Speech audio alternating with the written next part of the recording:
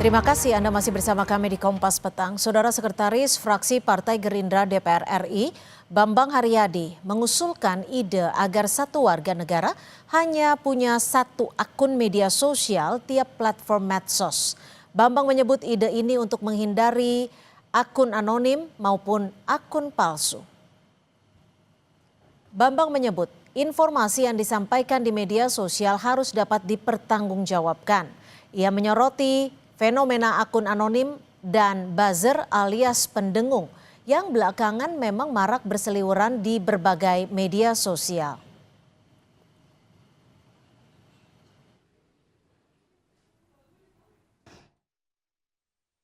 Bahkan kami berpendapat bahwa ke depan perlu juga single akun. Setiap warga negara hanya boleh memiliki satu akun. Baik itu kami belajar dari Swiss misalnya kan, satu warga negara hanya punya satu nomor telepon. Hanya satu punya akun sosmed. Karena untuk mengetahui bagaimana ke depan orang-orang yang memberikan informasi di sosial media dapat bertanggung jawab. Anggota Komisi 2 DPR RI fraksi PKS Mardani Alisera menilai usulan itu menarik namun harus ditempuh dengan cara yang tepat. Ketua DPP PKS itu juga menjelaskan pembatasan akan membuat pemilik akun mengajarkan bertanggung jawab dan akuntabilitas. Namun dalam prosesnya tidak boleh memaksa dan mengedepankan edukasi. Terkait ide satu orang satu akun menarik karena mengajarkan tanggung jawab dan akuntabilitas. Saya dukung, tetapi prosesnya tidak boleh pemaksaan. Prosesnya bangun edukasi, kasih waktu 3 tahun untuk ditertibkan. Dari situ semua orang punya akun resmi yang bertanggung jawab. Menanggapi usulan satu orang satu akun media sosial untuk setiap platform, Sekjen Partai Demokrat Herman Khairun tidak setuju. Pasalnya media sosial juga digunakan warga untuk melakukan usaha. Usul satu orang hanya memiliki satu akun media sosial ditujukan untuk menekan akun anonim atau akun palsu. Namun Demokrat tidak sepakat, saudara. Khairun bilang pelaksanaan akan sulit dilakukan. Ia menambahkan media sosial adalah medium berkomunikasi.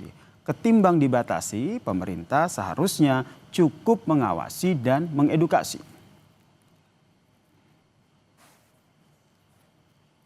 Dan mungkin sekarang ini kan banyak digunakan untuk media bisnis dan usaha. Nah, oleh karenanya menurut saya pembatasan ini agak sulit juga gitu ya. Dan lebih baik kita memang ke edukasi dan pemerintah sebagai otoritas pemilik kebijakan atas media sosial dan media lainnya tentu juga melakukan pengawasan, melakukan pemantauan sehingga betul-betul media sosial sejatinya adalah menjadi media komunikasi antar warga, antar masyarakat dan memiliki nilai manfaat bagi sosial. Merespons soal usulan satu orang satu akun media sosial di setiap platform, organisasi masyarakat sipil yang memperjuangkan hak-hak digital yaitu SafeNet khawatir justru hal tersebut melanggar hak digital warga. Lantaran belakangan warga kerap menggunakan akun media sosial selain untuk sosialisasi individu juga digunakan untuk berbisnis.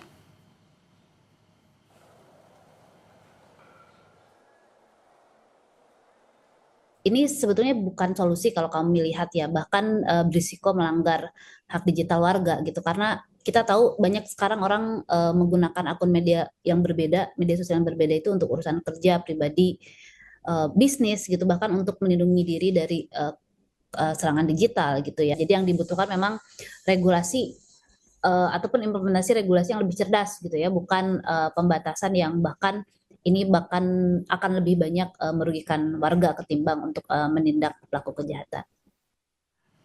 Kita bahas soal usulan satu orang satu akun tiap media sosial bersama dengan Ketua Badan Kerjasama Antar Parlemen DPR RI Mardani Alisera dan juga Direktur Eksekutif Amnesty International Usman Hamid. Selamat petang semuanya. Saya ke Bang Mardhani dulu. Ini usulan ini ternyata menuai pro dan kontra ternyata. Apakah usulan ini sudah dibahas di DPR? Belum. Ini usulan yang masih tahap awal dan ada dua perspektif ya. Perspektif pertama tentu kebebasan berkumpul, berserikat, berpendapat tidak boleh untuk diganggu gugat, apalagi dicederai. Tapi yang kedua, ada fakta di lapangan bahwa literasi media, literasi sosial media, literasi pendidikan kita masih punya catatan.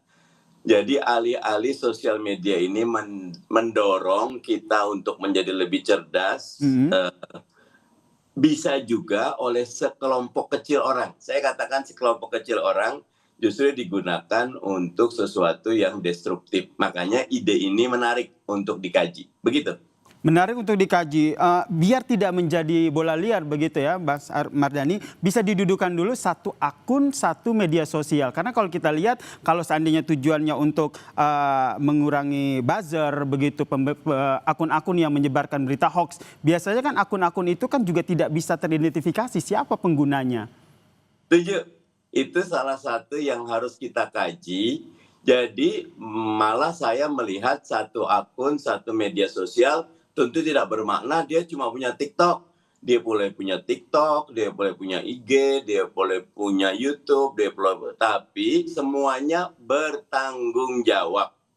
Semuanya melakukan literasi dengan baik. Walaupun sekarang sudah sangat baik teman-teman Komdigi sebelumnya Kompo bahwa tidak bisa kita buka handphone, bisa punya akun kecuali punya nick dan segala macamnya. Begitu. Baik, saya ke Mas Usman. Mas Usman melihatnya seperti apa? Apakah ini betul untuk merapikan kita dalam bermedia sosial atau Anda melihatnya lebih kepada ini melanggar hak warga di era digital? Ya, saya lebih melihatnya dalam konteks hari ini. Konteksnya itu adalah makin kuatnya penggerusan terhadap kebebasan sipil. Makin menyempitnya ruang publik yang aman untuk menyampaikan kritik dan pikiran-pikiran masyarakat. Terutama belakangan ini bukan hanya melalui media sosial, tapi melalui demonstrasi. Dan ada usaha-usaha untuk menyempitkan ruang publik itu, termasuk di dalam dunia maya, dengan berbagai cara. Gitu. Dari mulai kriminalisasi, intimidasi, sampai yang terakhir, pemblokiran atau pelarangan misalnya siaran langsung di TikTok misalnya gitu. Nah banyak negara termasuk di Nepal kemarin berusaha untuk menghindari kritik-kritik masyarakatnya dengan cara men-shutdown atau memblokir platform-platform media sosial. Akibatnya fatal. Akibatnya adalah banyak orang bukan hanya kehilangan pekerjaannya dalam arti ruang usahanya ketika berdagang secara online begitu, tapi juga orang jadi ingin tahu dan malah turun ke jalan. Ini sama seperti ketika di Mesir tahun 2010 pemerintahan Mesir menutup atau memblokir media sosial dengan kekhawatiran yang sama dan akibatnya jauh lebih fatal lagi. Di Papua juga pernah terjadi dan pengadilan menyatakan pemerintah tidak boleh sewenang-wenang membatasi kebebasan orang untuk menggunakan internet. Nah, menggunakan akun media sosial, menggunakan beberapa akun, itu juga bagian dari cara masyarakat untuk tujuan-tujuan yang berbeda. Ada yang memiliki 2 akun, yang satu untuk pribadi, satu lagi untuk organisasi. Ada yang punya 3 akun ditambah dengan akun untuk berdagang. Nah, masalahnya mungkin dalam konteks kebebasan berekspresi atau dalam konteks kebebasan di internet, bukan ada berapa akun yang dimilikinya. Mas Usman? Baik, kita perbaiki lagi sambungan komunikasi kita. Saya ke Bang Mardhani.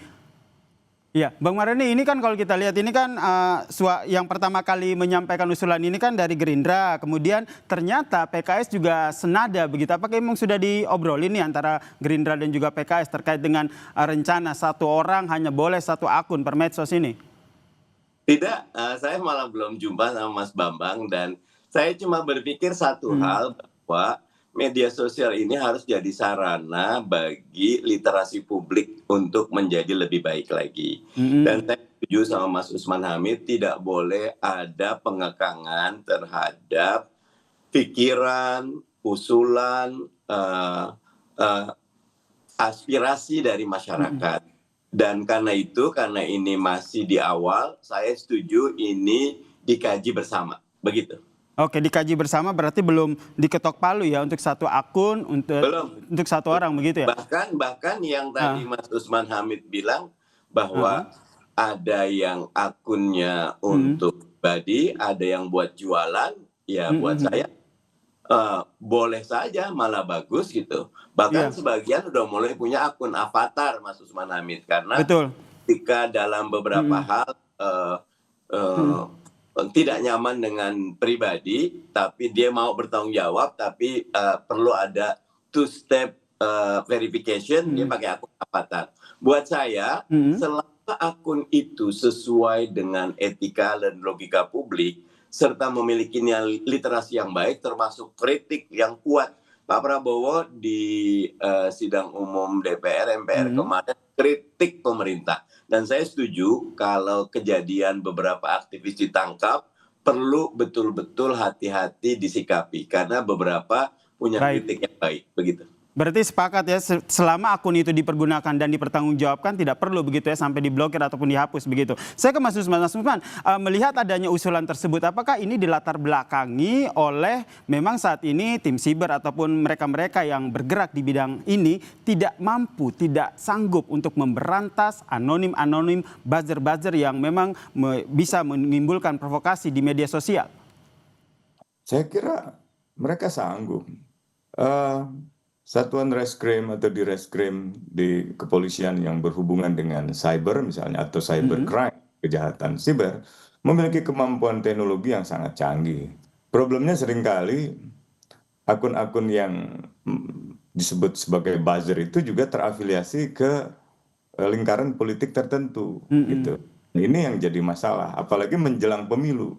Menjelang pemilu itu ada semacam industri jasa konsultansi, termasuk jasa buzzer, untuk kampanye mendukung seseorang yang biasanya memiliki pengaruh politik yang besar, pengaruh uang yang besar, pengaruh di dalam kekuasaan yang besar. Nah, ini saya kira tantangannya bukan ada pada tantangan teknis, melainkan seringkali ada pada tantangan politis begitu. Jadi menurut Anda, Mas Usman, kenapa akhirnya DPR mengusulkan itu? Toh tim siber juga sebenarnya bisa loh untuk memberantas akun-akun anonim, akun-akun buzzer. Ya, saya kira sulit untuk dipisahkan dari konteks besar tadi dengan menyempitnya ruang kebebasan di internet dan ditambah dengan pemicu yang terakhir dengan mundurnya Mbak Rahayu Saraswati, keponakan Presiden Prabowo, yang mungkin banyak orang melihatnya di dalam media sosial keterangannya dipindahkan konteksnya sehingga menimbulkan salah paham gitu. Jadi ia waktu itu memberikan pernyataan dengan tujuan membangun semacam semangat wirausaha, tapi dilemparkan ke beda konteks sehingga terkesan ia seperti menganjurkan orang untuk cari tanggung jawab sendiri, nggak usah bertanggung jawab pada pemerintah. Nah, itu konteks yang berbeda. Oke, saya ke Mas Mardhani.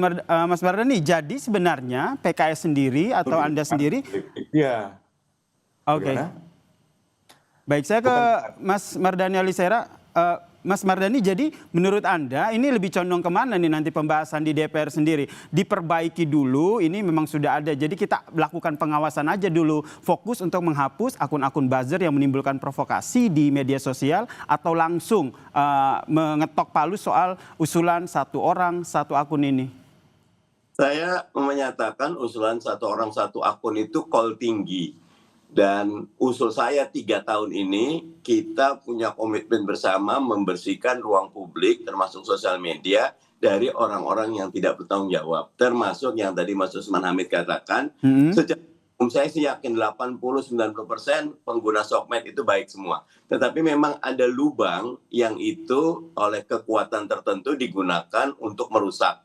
Sebetulnya paling baik adalah preventif. Teman-teman di BRSN, Badan Sandi Negara, teman-teman di cybernya kepolisian, dan teman-teman TNI ataupun intelijen bisa melakukan pemetaan dengan baik. Kemarin ada satu yang bagus, Singapura itu ada pembatasan apapun. Tapi 4 bulan yang lalu satu orang itu ditangkap karena dari gerak-gerik melalui sosial media ataupun pembelian yang terdeteksi dari emailnya, dia beli beberapa alat, dia ingin melakukan gerakan seperti pembunuhan di masjid di New Zealand. Nah itu saya thumbs up buat intelijen yang baik seperti itu. Jadi ada masalah yang harusnya selesai dilakukan oleh special force, jangan dilakukan secara general. Jadi kalau ide satu akun, satu orang satu akun, pandangan saya itu lebih kepada ayo kita bertanggung jawab terhadap akun kita.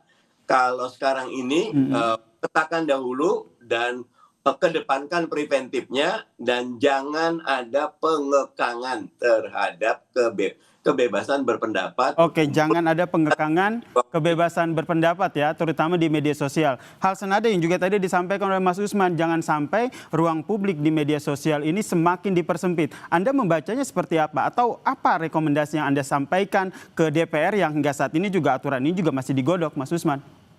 Ya, 4 hal yang harus dipertimbangkan. Pertama itu, karena ini arahnya adalah pembatasan untuk kepemilikan akun, maka pembatasan itu harus dituangkan di dalam undang-undang, harus prescribed by law. Yang kedua, memang harus benar-benar dibutuhkan, harus ada kajian yang komprehensif tentang mengapa aturan ini diperlukan gitu. Nah, yang ketiga, ketika ada pembatasan harus proporsional. Misalnya, kalau satu orang memiliki dua akun, yang satu untuk organisasinya, satu untuk dirinya sendiri, atau yang satu untuk berdagang, jangan sampai dipaksakan untuk memiliki satu. Itu tidak proporsional. Dan yang terakhir harus bersifat akuntabel, bisa dipertanggungjawabkan bahwa pembatasan itu benar-benar pembatasan yang bisa dibenarkan oleh hukum, misalnya begitu. Oke, Anda sepakat, Bang Mardhani? Setuju, tinggal kata kuncinya kalau buat saya, jangan konsentrasi kepada publik secara umum, tapi teman-teman di Sandi dan Cyber, teman-teman di kepolisian, teman-teman di intelijen, fokus mengumumkan 1, 2, 3, 4, 5, dan berapa akun ini yang selama ini sudah terbukti. Dipublish saja biar semua tahu. Akhirnya, tidak negara melawan publik, tapi negara, publik, dan semua mereka yang sadar melawan orang-orang yang menggunakan media sosial untuk tujuan-tujuan yang buruk. Harus kolaborasi seperti itu. Nggak boleh ada pendekatan negara yang justru membatasi. Kisah di Nepal buat saya banyak sekali pelajaran yang didapat. Begitu. Oke, berarti ini nanti ujungnya akan merevisi Undang-Undang ITE. Singkat saja, Mas Ali. Masih jauh ya, masih.